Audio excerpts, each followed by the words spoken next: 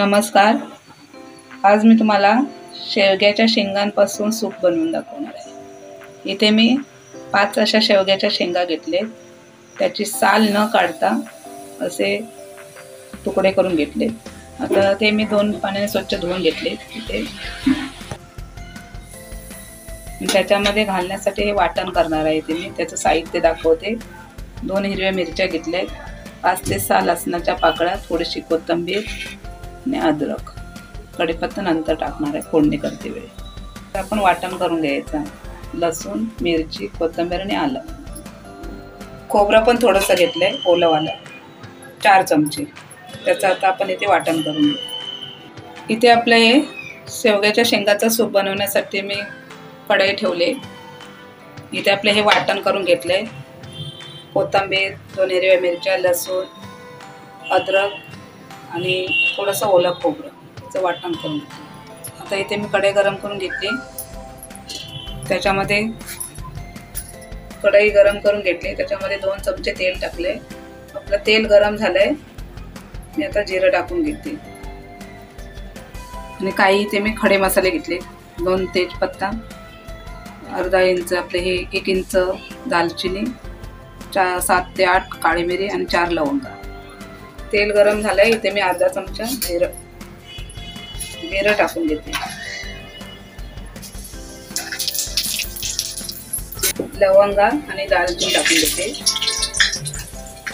काळी मिरी आणि तेजपत्ता. मसाले आपले गरम झालेत. मी आता थोडेसे अर्धा चमचा हळद टाकून घेते.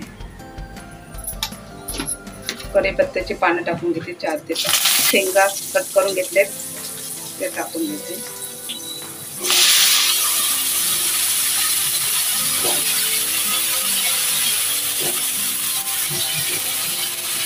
आपण हे 2 ते 3 मिनिटं छान असं परतून घेऊया शेंगा तेलावरती.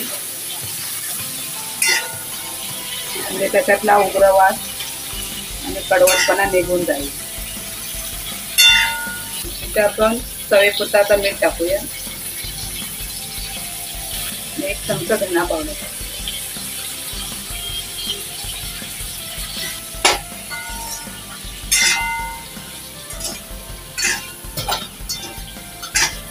शेवग्याच्या शेंगा आपल्या शरीरासाठी खूप उपयुक्त आहेत.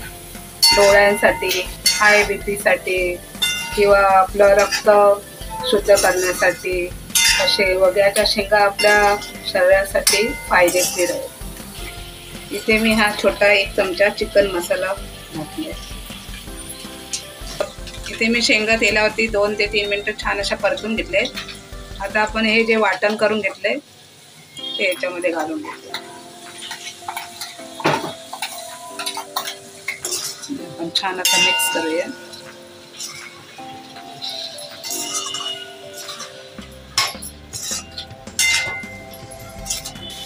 ते मी शेंगा मसाल्यांमध्ये परतून घेतले.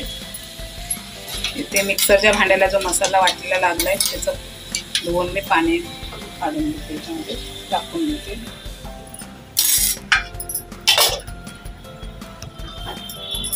आता मी याच्यामध्ये पाणी घालून घेते. 2 ग्लास आपल्या शेंगा शिजण्यासाठी. आणि सूप म्हटल्यानंतर थोडं पातळच पाहिजे म्हणून मी थोडंसं पाणी जास्त इथे घालणार आहे. हे मी 3 ग्लास पाणी ओतले त्या साईडचे. आता आपल्याला हे छान असं 10 ते 15 मिनिटं छान असं मसाल्यांमध्ये शिजवून घ्यायचे आहेत आपल्याला या शेंगा.